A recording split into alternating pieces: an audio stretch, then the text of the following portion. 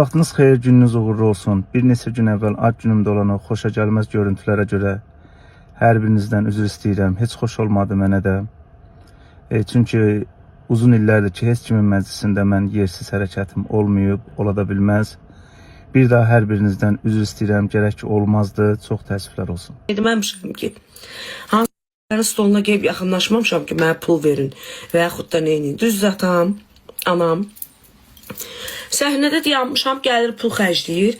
O əslində elə insan deyildi. Mən orada yaxınlaşdı. Hələ mahnı başlamamışdı. Mənə söz verdilər ki, indi sözü verir Kəmalə Günəşliyə, buyursun gəlsin. Getdim, təbrik elədim Vüsal Əliyevi, 100 yaşa falan 5 mekan.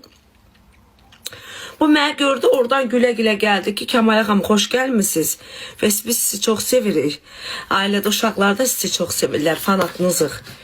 Və sizə uğurlar. Geçen bir mahnı oxuyun, oynayaq, dedim baş üstə. Elə başladım oxumağa. Bu da başladı pul xərcləməyə. İndi insandır da, pulu var, xərcləyir, əcəb edir, öz pulu özü bilər. Kimə xərcləyir, neyinir, pulu özü qazanmır. Pulu özü qazanır, ürəyi də kimə istəyər, xərcləyər. Biri yol göstərir, getsinlər, kimsəsizlərə kömək eləsinlər.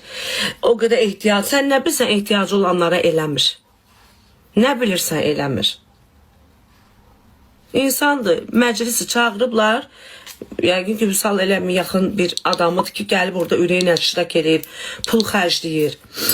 O hərəkətlə mən də narazıçılığımı bildirdim. Mən səhnədə çox şey eləyərdim, həyasızlıq da eləyərdim, qaraçılıq da salardım. Pıs lazım deyildi də, Vüsal Əliyev indi çağırıb ad gününə, mən durum orada dava salım, ona nəsə deyim. Nəticədə o da kişi xaylağıdır, qaydar mənə ağır söz deyər, hətta məni vura da bilərdi, içkilidir, sərhoşdur. Yəni mən, necə deyim, sizə bir dənə söz deyim, yəni orada davanın,